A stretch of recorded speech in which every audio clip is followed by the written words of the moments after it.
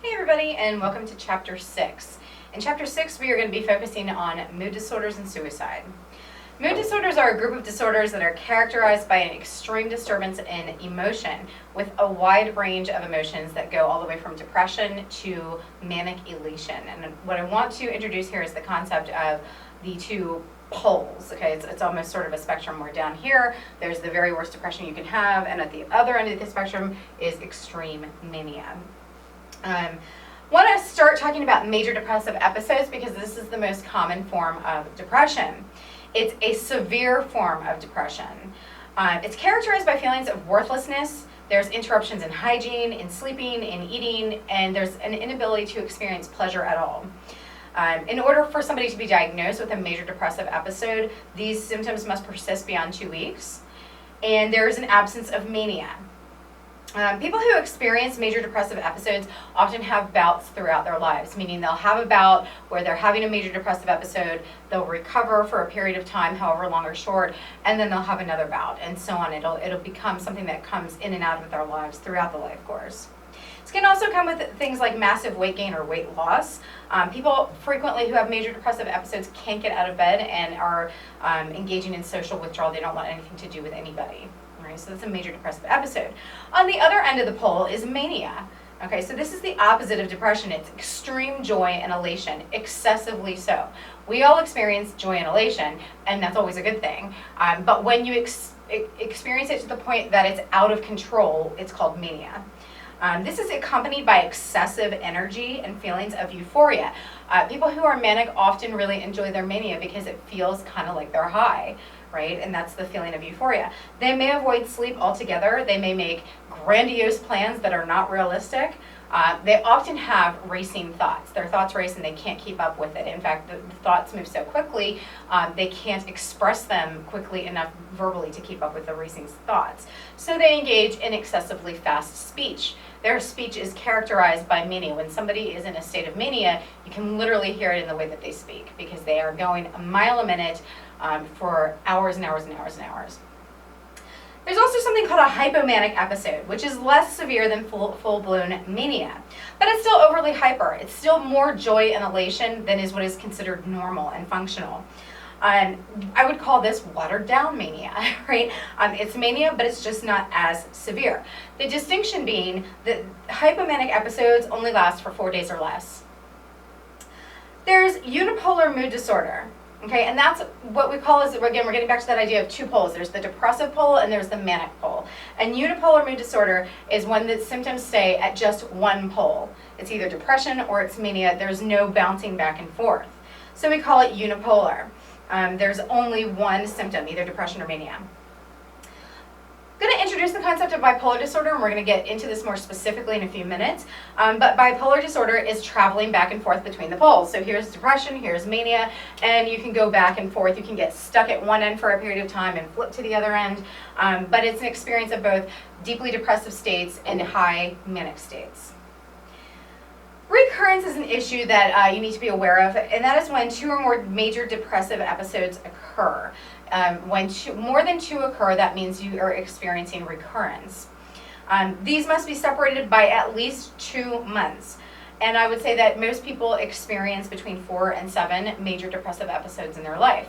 If you think about that and the fact that major depressive episodes are debilitating and they can be very time consuming, they can last for extended periods of time, months, that's pretty overwhelming. So 4 to 7 reoccurrences is pretty crazy. The next is disorder that we're going to talk about is called persistent depressive disorder, also known as dysthymia. This has many of the symptoms of a major depressive episode. However, the symptoms are fewer. They're not as intense.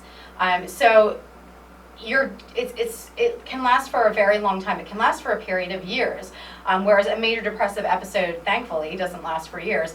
But when people have a major depressive episode, it's so deep they literally can't get out of bed, they can't function, they can't eat, they can't bathe, they can't go to work because the depression is just so overwhelming. Whereas a persistent depressive disorder or dysthymia it's constantly there, and there's a lot of similar symptoms, but they're not as intense. They're not as intense, and they tend to last much longer.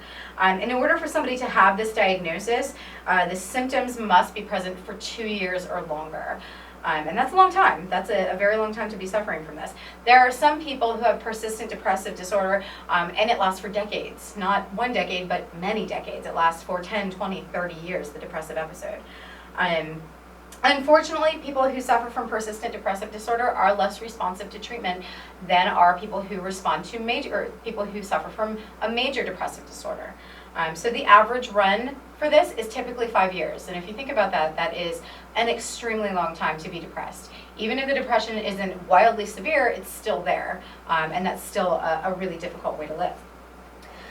Finally, there's double depression, right? And this is when a major depressive episode occurs for somebody who has been suffering from persistent depressive disorder. So you have been diagnosed with a persistent depressive disorder, you've been suffering from chronic symptoms of depression for over 2 years, and all of a sudden they ramp up and they intensify a lot. That's what we call double depression, because now you've gone from a persistent state to a major depressive state. So it's a presence of both.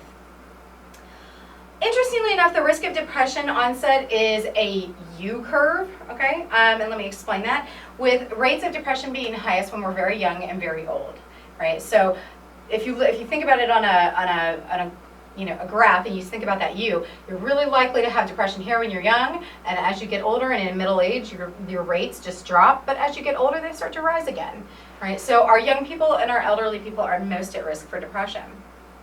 I want to distinguish between depression and grief, because the two mimic each other very, very clearly, but they are not one and the same. So I want to start by defining integrated grief. This is experiencing depressive symptoms, anxiety, emotional numbness, as a result of the loss of a loved one in your life. Grief is an interesting thing, right? It's incredibly intense. It's incredibly intense. So I'm sure, I lost my mother at 18, and what I was feeling, I've never had a major depressive disorder, thankfully, but I imagine that it feels a lot like that. And the first 6 months are the most intense period of grieving. Around 6 months, people who are grieving typically turn a corner, or they begin to turn a corner, and they begin to accept the finality of death. They begin to think of the person in terms of the good times, the love, the memories that you have, and remember them as such. However, the first year is really hard for people in general, because you're experiencing that, the first birthdays and the first Christmas and the first Thanksgiving and all the first holidays without that person. And each time there's a significant event, that depression or that grief is going to spike a little bit. However, if you are suffering from integrated grief, and that's sort of a normal, healthy grieving process, it's normal to grieve. It's normal to grieve and be in intense grief for about 12 months, right? And at 12 months, if you're progressing in a healthy capacity through the grieving stage, you should start to see the grief minimizing a little bit. I mean, it's not going to instantly go away, but it's going to start receding at 12 months, and you're going to start learning how to live without that person. However, if we hit that 1 year mark and it's not integrated grief, this becomes concerning. If the grief isn't receding, if it's maintaining as it did for those first 6 months with that level of intensity, clinicians become concerned about what is called complicated grief. Complicated grief is grief that is so debilitating that when you lose a loved one, you cannot function. And of course, obviously in those first months when you lose somebody, nobody can function. But that should start to change after a while. You should be able to get back up on your feet, pick up and move on. Maybe sadly, things are different, but you can function. You can go to work, you can take care of your house, you can take care of your kids, etc. But for people who cannot, who hit that 12-month mark and it's still like that first 6 months of grief, and they're not going to work, and they can't take care of their kids, and they can't take care of themselves, we call that complicated grief, because they haven't been able to return to normal life. This is a relatively new diagnosis, and it is designated for further study by the DSM to determine if this should be incorporated as a formal disorder at some point. So they are studying this because do people get caught, or is there a population of people that get caught in grief so deeply that they can't get out? Should that be considered a formal disorder? The biggest concern here with complicated grief is that when it, obviously that you're not functioning, but also that when you go that long, that's when suicidal thoughts start creeping in. The next disorder is a really interesting disorder to talk about, and it's controversial as academic controversies go. And it's premenstrual dysphoric disorder. It's known by the acronym of PMDD. And this is women who, it happens only in women, who suffer from severe and often incapacitating PMS, pretty much. But it's not regular PMS. It's there all the time. It's persistent. It's every day of their lives. It's not for the week preceding their menstrual cycle. It is constantly present, right? It's also exaggerated. The symptomology is exaggerated. So they have incapacitating emotions of sadness and anger and irritability, hyper-irritability, and an inability to control the anger and the irritability, aggression, severe mood swings, anxiety, right? This can last beyond, like I said, this for some people, for some lucky people, I guess, who have this, it's just that 1 week before when women experience PMS. It's kind of like PMS on steroids. But for many unlucky women, it's not just the week before their menstrual cycle, it is every week of the year, right? Every week of the year. Their hormones are in an elevated state that just causes this dysfunction. This is a formal disorder, but there's a lot of argument as to whether or not this should be in the DSM. It is a formal diagnosis. It's in the DSM-5, it was in the DSM-4. But the question is, should it be? Because there's an argument that even though this is incapacitating and it interferes with life, these symptoms interfere with life and happiness and function, it is a result of a biological process that's very normal and very healthy. It's just an exaggerated result of the biological process. So there are people that say, or there's a lot of clinicians that argue that this should not be in the DSM, should not be classified as a mental illness, it should be classified as a physical disorder. So that is still a highly debated topic, but for now it is a formal diagnosis. Next is disruptive mood dysregulation disorder. This is a childhood disorder, so this is a diagnosis specific only to children. And this is a diagnosis applied to children who have chronic negative moods, such as anger, irritability, but there's an absence of mania, there's no mania. So there's anger, there's irritability, there's some level of depression, but there's no mania. We used to categorize kids who fell into this category, we used to give them the diagnosis of bipolar. But the problem is it was a poor fit. It doesn't fit. In order to be bipolar, there has to be a presence of mania. And these children and adolescents don't demonstrate mania. So we created a whole new diagnostic category for them called disruptive mood dysregulation disorder, because it's a better fit. Getting back into the bipolar world, there are two forms of bipolar. There's bipolar disorder 1 and bipolar disorder 2, and I'm going to make the distinction between each.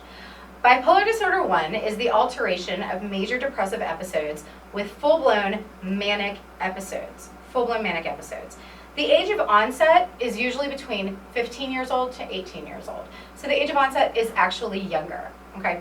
Let's contrast that with bipolar 2 disorder, which is the alteration of major depressive episodes with hypomanic episodes, hypomanic disorder. So the big distinction here is bipolar 1 has full-blown mania, and that's the mania that is uncontrollable, right? These are people who oftentimes will not sleep for 3 days on end and will, physically and emotionally just sort of spiral out of control with elation, versus altering depression with hypomania. And remember, hypomania is still a manic episode, but it's not as intense. It's a little bit more controllable.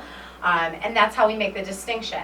Bipolar 1 has the uncontrollable mania. Bipolar disorder 2 has the hypomania, which is not full-blown. Bipolar disorder 2 also has a later age of onset. The age of onset is typically between 19 and 22. But a point to be made with both of these is that the age of onset is relatively young, late adolescence to early 20s. The next is cyclothymic disorder. And this is chronic alteration between mood elevation and depression, which I know sounds like bipolar disorder, but there is a distinction here. It's not as intense, okay? So the mania and the depression for somebody who's suffering for cyclothymic disorder are not as intense as what people from bipolar disorder suffer from. The depression doesn't meet the criteria for a major depressive episode. It's there, but it's not as intense and concentrated. It's this I like to call cyclothymic disorder the kinder, gentler bipolar disorder. Another distinction is people with bipolar can go back and forth relatively quickly within a period of weeks and months from each pole, from depression to mania. Whereas people with cyclothymic disorder tend to stay in one emotional state for years at a time. So they might be depressive for 2 years, and then that turns off, and they might be manic for 3, or hypomanic, I guess I should say, for 3.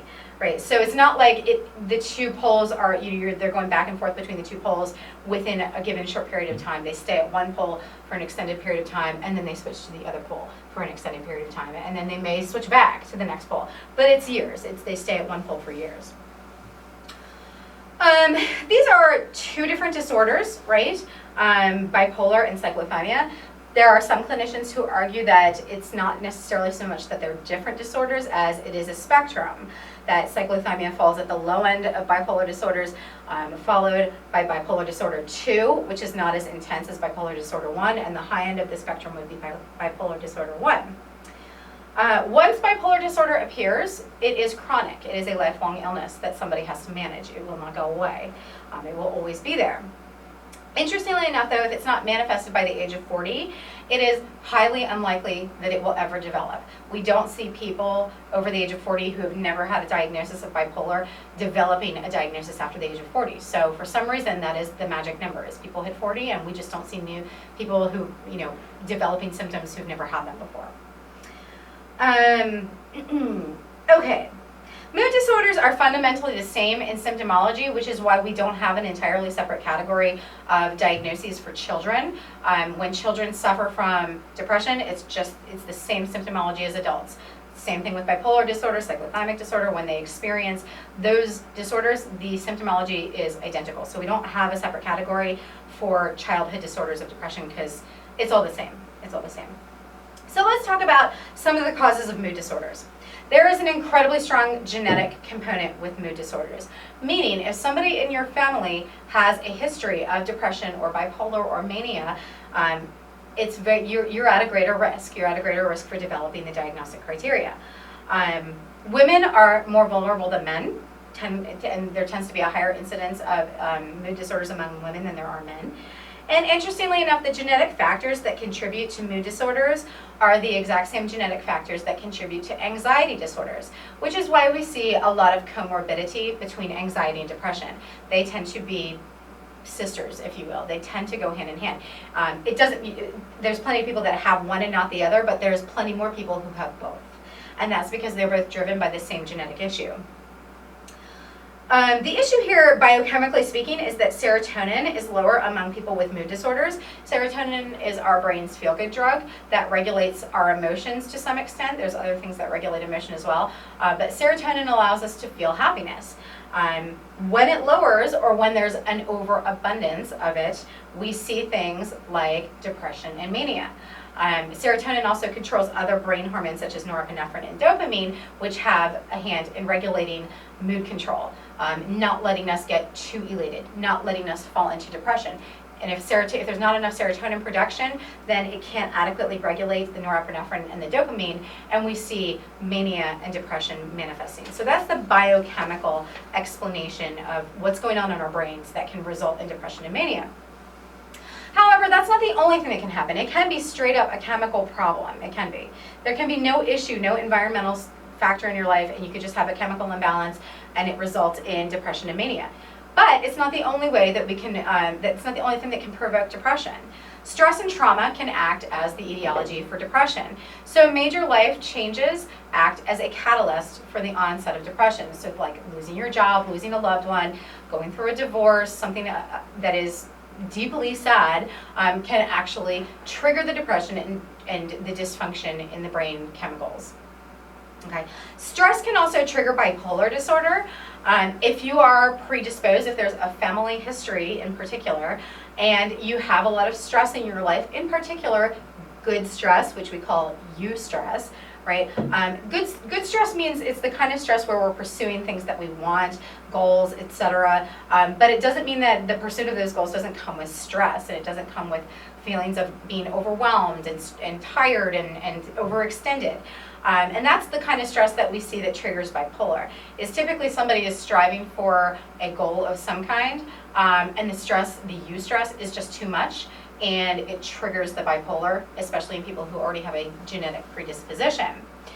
This is something that is not uncommon among graduate students and in particular PhD students, because it is such an overwhelming, incredibly stressful environment, and you're going, worrying, working. And if you are predisposed, you're operating at a level of stress that you've never operated at before, and you'll never operate at after. And it can be a trigger. It's not uncommon. It's not overly common. This isn't to dissuade you from graduate school, but it's not uncommon to hear people who went to graduate school and that's when the onset of their bipolar disorder began, because they were undergoing a ton of stress, striving for those goals. Once it occurs, and this is the interesting thing, because it's sort of just, it's like an on-off switch. Once it occurs, bipolar disorder takes a life of its own. It takes on its own life. So you may never have had symptoms, then you're genetically predisposed, you go through this incredibly stressful time in your life, and boom, the switch is turned on. And once it's turned on, it can't be turned off. Right? And it takes on a life of its own. You can't control it. You can't predict it, right? There are triggers, there are definitely triggers. You want to minimize stress as a person suffering from bipolar so that you don't spiral into mania or a deep depression. But it really becomes sort of an animal of its own, and it functions at its own schedule and will. With depressive cycles occurring and manic episodes occurring throughout the life course. So how do we treat mood disorders? There's a couple of ways. The biggest one, and this was a huge breakthrough, are antidepressants, which came about. We figured this out in about the 1970s. We developed the first antidepressant. Antidepressants are a lifesaver for people with mood disorders, especially with depression, right? Especially with major depressive disorders, because it's very chemically oriented. And guess what antidepressants are? They are chemicals to get a homeostasis, a balance going on back in your brain. So that you don't have too much or too little. You have the right amount that you need to stay even keel. Antidepressants, 50% of people who take them see improvement, and 50% of people who take them get to the point where they can get back to normal functioning. Those are good statistics. Those are good odds. So I can't over enunciate or over articulate how important the development of antidepressants was to treating mood disorders. And most of them seek to increase serotonin levels, is how they work. And that's a really short, quick answer. The actual explanation of how they function is more specific than you need to know, but they look to increase serotonin overall. However, there are drawbacks. Many come with side effects, right? Not everybody who takes antidepressants will suffer from side effects, but many people will, right? And some of the side effects are pretty overwhelming. And so it becomes a sort of a standoff between do I take on these terrible side effects or do I suffer the terrible depression? Which is worse, right? And the answer is neither is worse, neither is better, they're both bad. But somebody who suffers from side effects, there's often side effects like extreme agitation, sexual dysfunction, meaning that you literally have no sexual function, a decrease or an absence of libido, that you no longer want to have sex, you have no desire for sex, difficulty sleeping, headaches, severe headaches, weight gain is a big one. And I don't mean a few pounds, I mean there are some people who will put on 30, 40 pounds. And this is where things get dicey, because the antidepressant may well relieve your depressive symptomology, but okay, now it's replaced it with a whole bunch of other problems. Your intimate life with your partner is completely disrupted. You feel physically awful and emotionally awful because you just gained 30 pounds in 2.5 months. The question becomes, what's the trade-off, right? Replacing one major problem for other major problems doesn't really help. There are a myriad of antidepressants right now. At this point, we started out with one and we've developed others that work a little bit differently and have different side effects. So for people suffering with really negative side effects, they have to play, right? And that can be really frustrating too, because it takes time. In order for antidepressants to work, you have to be taking them every day for 6 weeks. They have to build up in your system before you see any change or impact. It's not like you take a pill and boom, it's fine. Literally, it's a process. So there's 6 weeks before you see any impact or improvement.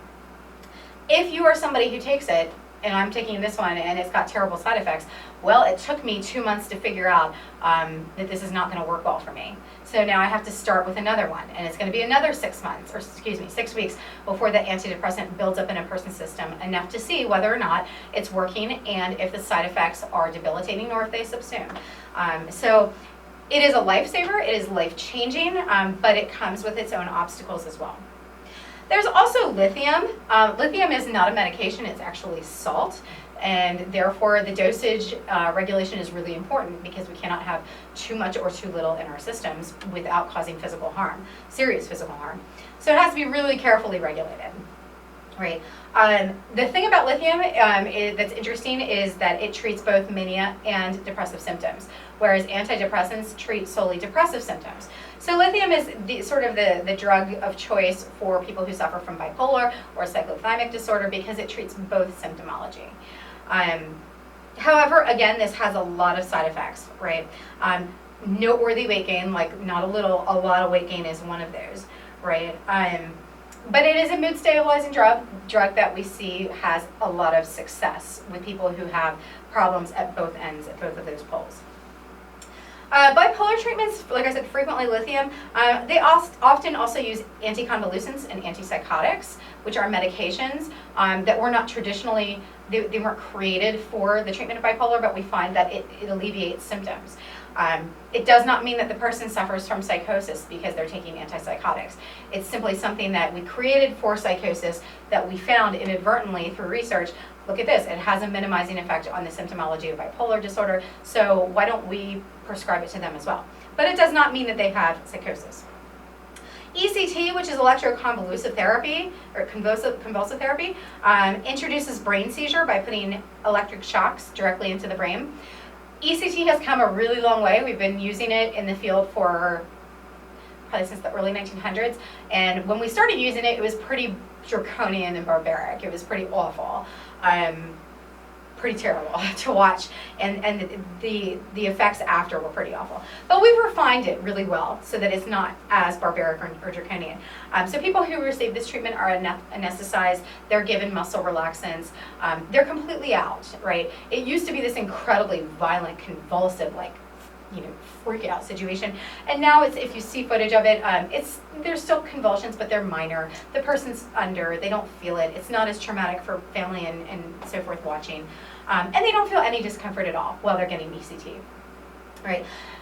Biggest side effect is it may cause short-term memory loss, but usually that short-term memory loss goes away quickly thereafter.